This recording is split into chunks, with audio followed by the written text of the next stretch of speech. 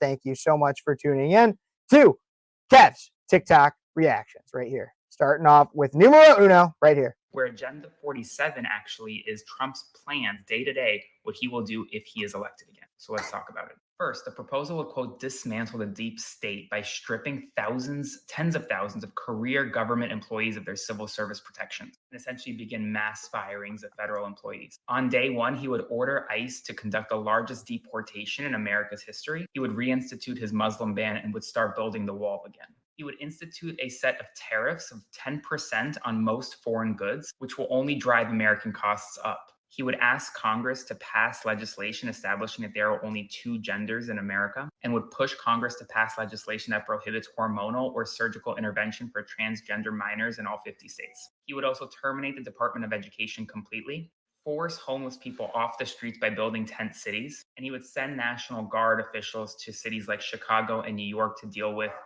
crime. I'd love to hear your thoughts about this agenda, so comment them below, but this would be the most radical remaking of the federal government the United States has ever seen. So be sure to like, comment, and share so that more people are aware of what could come. I agree. Like, comment, and share. As Michael said in here, based. Absolutely based. I love all of it. That guy, I don't know why his tone was if anything like that was bad. I mean, like, I'm already convinced. I already said earlier, I'm already voting for him. Like, you don't have to sell me anymore. You got me.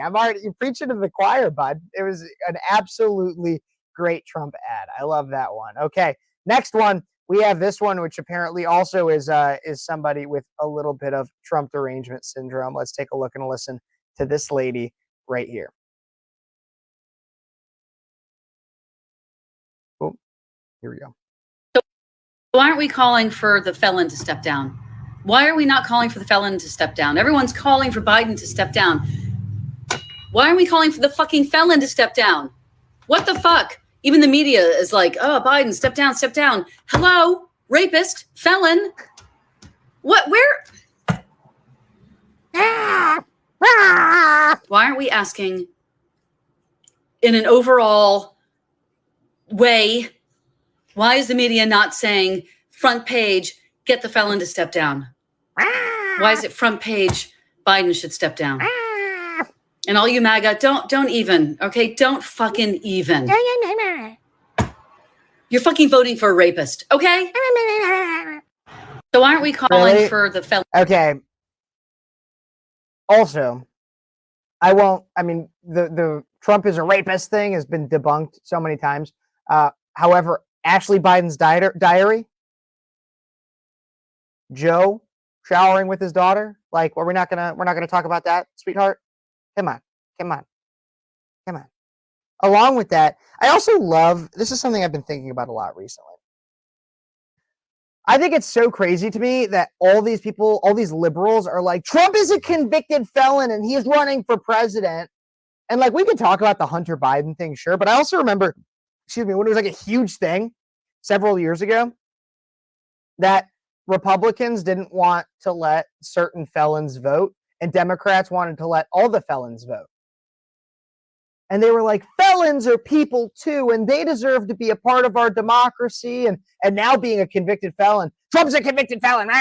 We hate convicted felons. Like, what happened to like convicted felons are people too? Let's care about them. Pro-democracy. Like, what happened to that? Oh, that's right. They weaponized the Department of Justice to make them a convicted felon so that it could fit a narrative that felons are bad, that our felons are all bad people. But okay. This is another one here. This one's a little bit longer. It looks like, I don't know what this one's about, but this dude looks like he probably doesn't shower and hasn't left his mom's basement for quite some time. So let's take a look and listen here to this lib of TikTok. Many people are celebrating tonight. But for me and many other people in this country tonight, this is not a time to celebrate. This is a time to plan.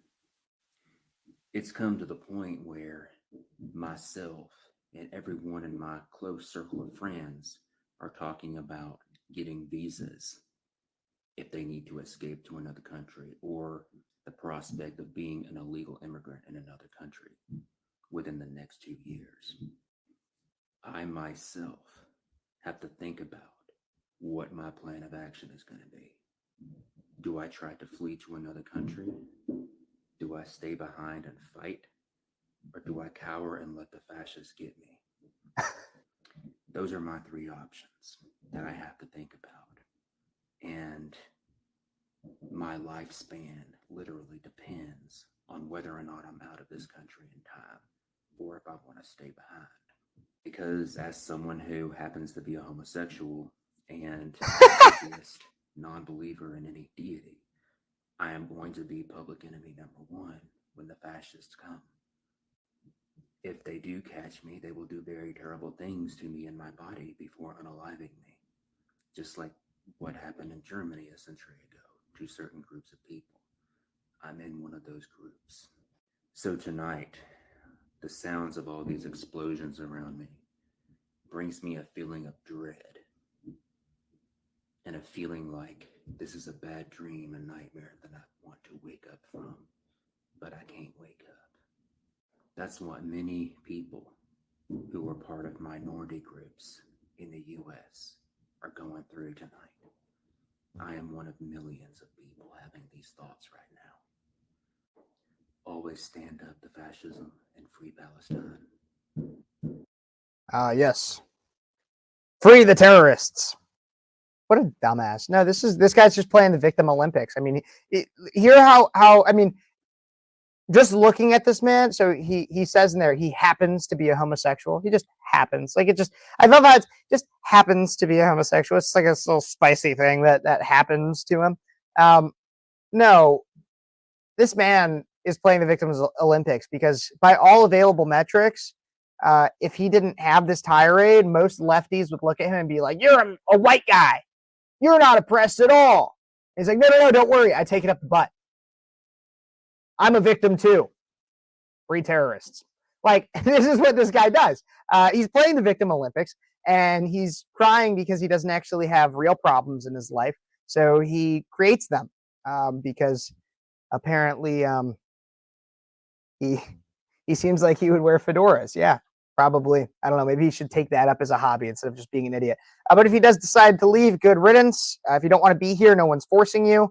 And also, ooga booga, I'm the fascist. Like, I don't know what you want from me.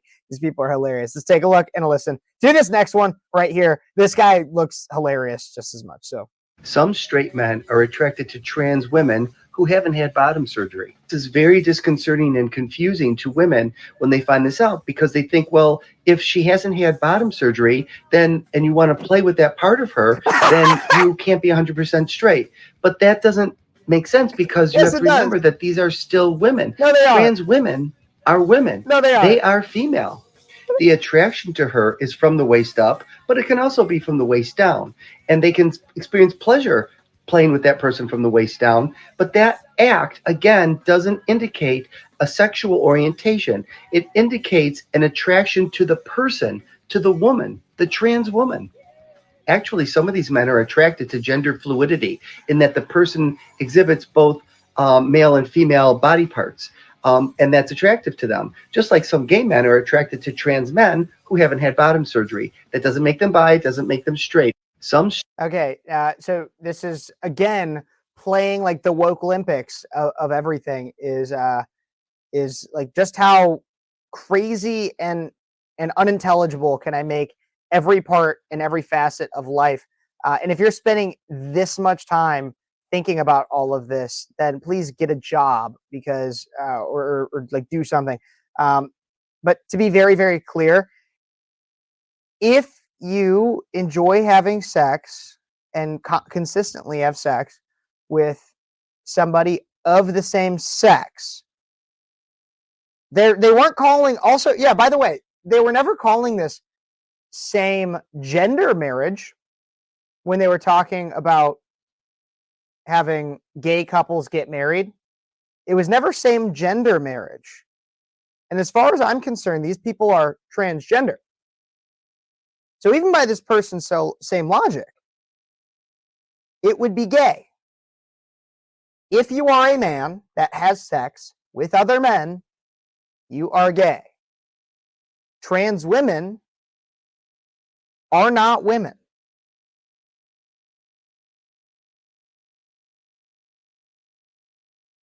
Period. End of sentence. Trans women are not women. They are delusional. They are cross-dressers. And in some cases, cross-dressers that got elective surgeries to remove part of their body. There are only two genders. You're right. But really, it sounds like somebody who is actually, that's the other thing too, is it actually seems like what it really is. What it really is, though, to me, is what it sounds like, is it sounds like people that are actually ashamed that they're attracted to transgenders. And so they're trying to rationalize their shame by being like, no, I'm not gay. That man in a skirt is actually a woman. Okay, buddy. Okay. All right, let's get to this next one. Some of these were from the 4th of July, so this will be fun. Let's take a look and listen to this man right here. So we're visiting in upstate New York near Poughkeepsie.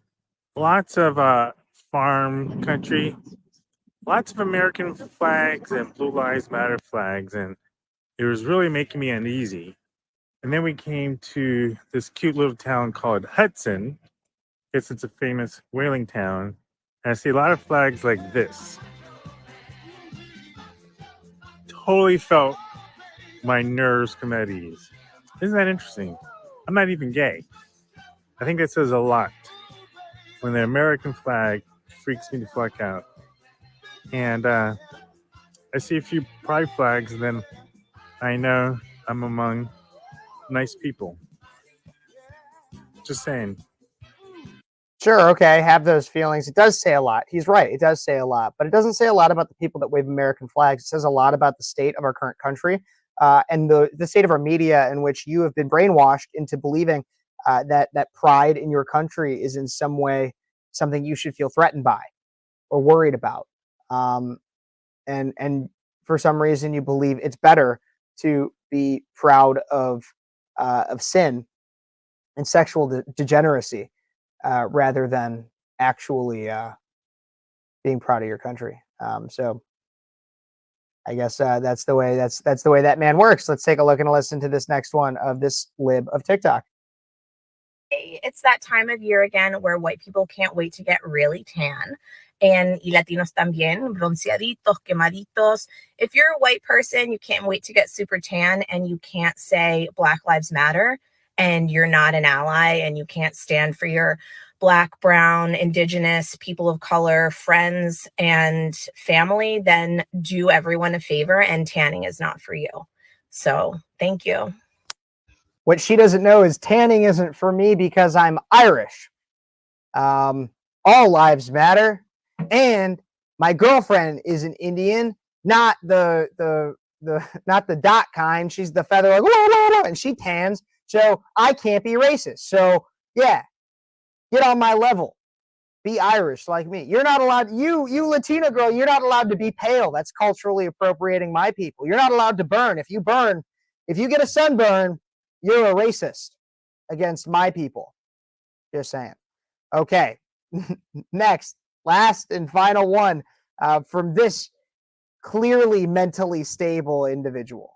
Let's take a look and listen. If you are somebody who has been saying Free Palestine and is also celebrating 4th of July today, you are being a hypocrite. You cannot be against settler colonialism and genocide while also celebrating settler colonialism and genocide. And the two biggest reasons that people will give me is, oh, it's not about that. It's about my traditions. Well, one, who wants traditions that are based in white supremacy? Two, your traditions are not more important than liberation. The second reason that I always get is, well, it's about freedom. Freedom for who? Not indigenous people, not Black people, not disabled people, not queer people, not women. Who? For who? Wait, you care about women, then why do you support terrorists?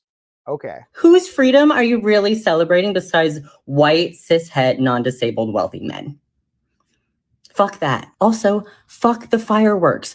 Our veterans are not taken care of, are often left to be homeless and deal with PTSD, and then get super triggered on July 4th with all of the fireworks going around while also still not getting care. Also, it's super damaging to the environment, and it really fucks with animals too. So all around, fuck July 4th. Oh, and P.S., all that money that you spent on your July 4th vacations or celebrations or whatever, guess where that money went?